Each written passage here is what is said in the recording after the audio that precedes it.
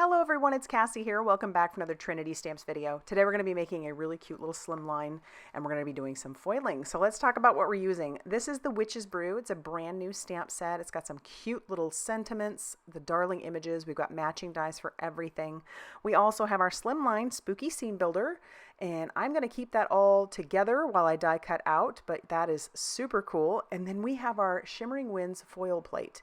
So it goes along with some other products that are already released, but and then we have our brand new blender brushes, which I love those.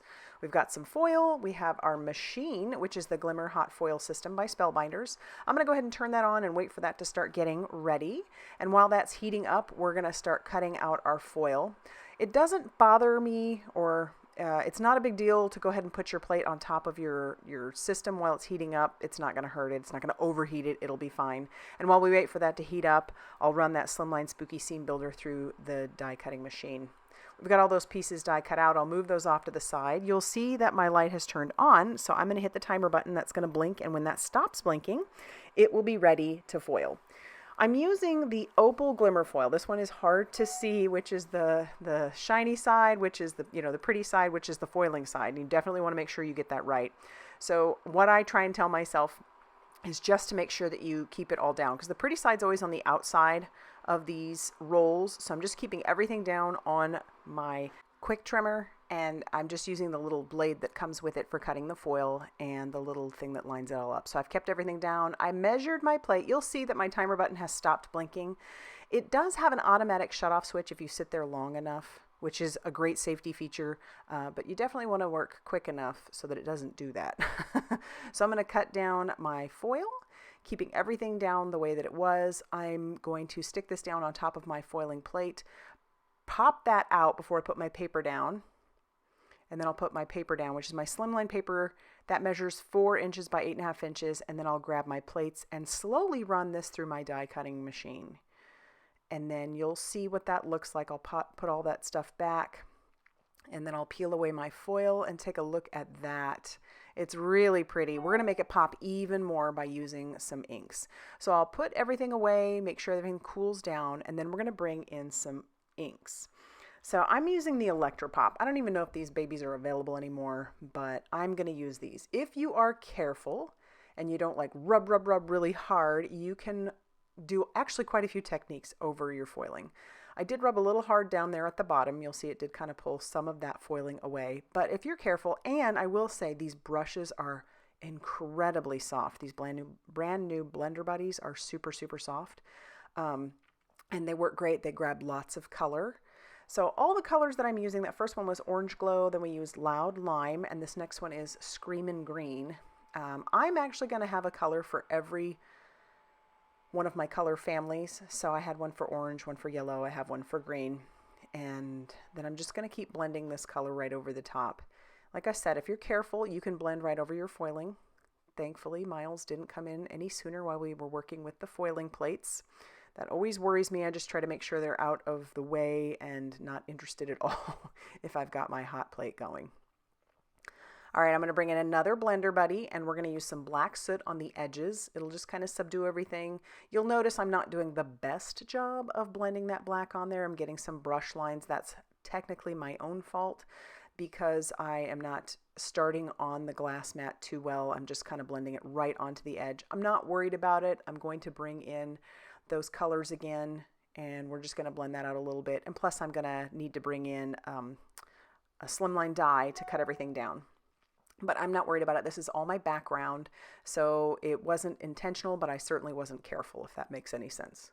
So then we're blending our green over the top again. It's bringing in some of that black and deepening up some of that green, which is cool, but I love that lime. It is so bright.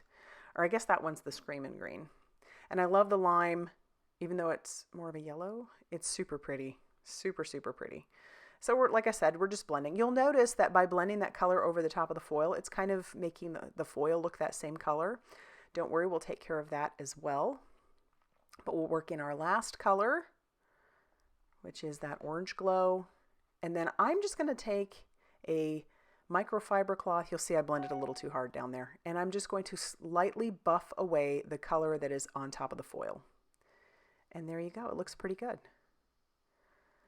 All right, so we are building a scene, but before we get to that, we do need to cut this down because remember this was 4 inches by 8.5 inches. So I need it to be 3.5 inches by 8.5 inches. So I'm going to use that modern Slimline or modern embossed Slimline die cut that out, and then I'll kind of look see how I want these pieces to be put on there. And then we're going to go ahead and stamp out our darling little Witch's Brew images. I'm using my fingers to kind of condition those a little bit because I haven't used these stamps yet. And then I'm going to use some blackout ink by Ink on 3 and stamp this down onto some Express It cardstock. We're going to be doing some alcohol marker coloring. I'm going to need to stamp it a couple times. As you can see, it didn't stamp perfectly the first time. And then I'm going to bring in my Olo markers. These are alcohol markers. They're brand new to the market. And I'm just putting down that first color. You'll see I've got all the caps up there for you as I use them. So this is the V2.4. And I wanted to stick with brighter colors since our background was really bright. And then all of the silhouette pieces from our Slimline Spooky Scene Builder are obviously black. So I really wanted her to pop, and I wanted her to pop with those background colors. So we've got this almost like a neon purple. And we're going to bring in some neon green as well, but I'm blending back. So what I do is I put down my lightest color, bring in that dark color, and then I bring in that light color again just to do a little blending so that the lines aren't so harsh. It's the same thing that I do with my Copics or my Everblends. Just blend it out like that. And then for her skin tone, I wanted it to be a little bit ashy, almost zombie-like. I don't know why, but I picked the O 7.1. And then we have the O 7.3. So this would be a perfect zombie color too. And then for her hair, we're going to use that lime neon green. So I've got the YG 2.3. We're going to use that for her bubbly that she's making, her brew. We'll use it on her collar. We're actually eventually going to use it on the little collar of our kitty too. Then we've got YG 2.5 is our darker green. Then I wanted her lips to be that dark purple, so I brought that color back in. Moving on to the cauldron, we have CG5. That's going to be our base color. And I'll bring in the CG7 for a mid-tone. And just using flicking motions. Obviously there would be some light cast because we have a flame underneath. Not doing the best job of working around that flame though. And then our darkest shade will be CG9. So just bringing in just a bit of that. And then I'll work backwards and blend everything out. Just come in with that CG7, then our CG5.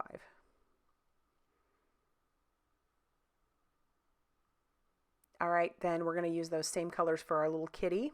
I know, not like me, but we're going to go ahead and make him a black cat. So I'm just using the CG5 and our CG7, even though the CG9 cap is the one that's there. And then I'll blend that out with the CG5. And then we'll bring in that lime green again for the collar. And I did get a little crazy, so I brought in the blender, or the colorless blender, so I could blend that color back in.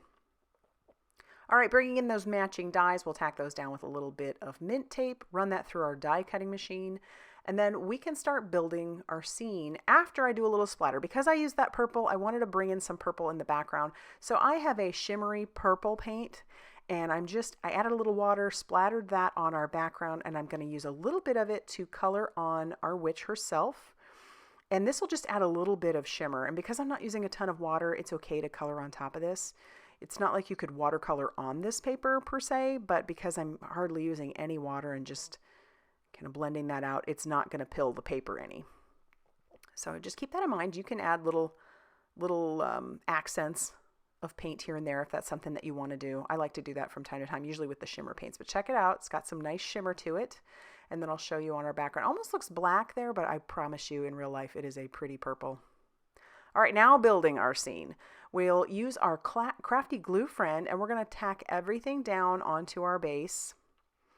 And so now it's going to look like that Shimmering Winds is coming up from the background, and it's going to go perfectly since she is brewing up something in her pot.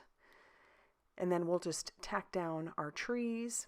Now, because I did not cut our dies apart, there is one die inside the tree, And so it did cut a hole in this tree, but all I'm going to do is take that piece and just stick it right back in because it's a silhouetted background. You're not going to really be able to tell because I'm also layering stuff on top of it.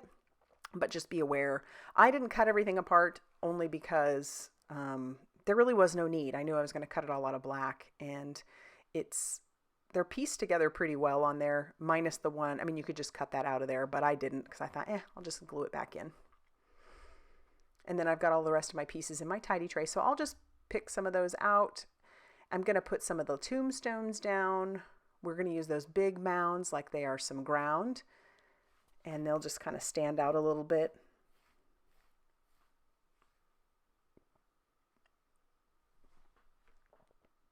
Just kind of figuring that out. But I do have some pieces that are going to be hanging off the side, and that's okay. I feel like that gives the illusion that there's more going on outside of the card. So I'm okay with that. We'll just trim that down later. But I'm going to take some of these tombstones. I want to make sure that I keep the center open because that's where our little witch is going to be. But again, using our Crafty Gluefriend for everything else. Pop that behind those mounds of ground. We also have an owl and some nesting. So I'm going to put the nesting up in the tree. Have that hanging off the edge. Pop out the little eyes for our owl and do my best to kind of put that over the top of where that lime green is so his eyes will pop and look like they're lime green as well. And then we have another little piece of nesting that I'll just stick on top of that. I don't use all of the pieces from our Slimline Spooky Scene Builder, but you have a lot of options. And now I'm just going to use foam tape. I did stamp a sentiment off screen that says a special brew for you. And then I put all these foam squares on the back of our sentiment and our images to include our little kitty. Struggled with where to put him, but I eventually just settle on down below by the tombstone. And then we're going to get our base ready. So our base measures 7 inches by 8.5 inches. I'm going to score that at 3.5 inches. So closed, like I said before, will be 3.5 by 8.5 inches. So we'll just score that, close it up, and then we're going to glue down our panel to our base. I do have a couple of pieces from when I trimmed down that panel, that background panel. So I'm going to put those on the inside. I saved those, and I thought that was a good way to bring the outside in. So we'll just stick those down on there. On both sides, frames up our little message to the recipient. And then I am going to stamp out another sentiment as well as our main image again. And you'd think I would have learned from a few weeks ago to probably use like my Misty, but I didn't. I used a stamp block and it doesn't stamp perfectly. But again, we work with that. That's okay. So there's a little gap there. We're just going to put our sentiment right over the top of it. Almost looks like it was done on purpose. But knowing me, you know it wasn't. So I'll stamp that down, wishing you a happy Halloween. And that's going to finish off our card today. It was a longer process, but I think this one was such a fun card, so fun to make. If you like this video, be sure to hit that like button. Consider subscribing if you haven't already done so. And thank you so much for all the likes, subscribes, all the things that you guys do to make this, help me keep producing videos. It's really appreciated. And I'll see you very soon. Bye, everybody.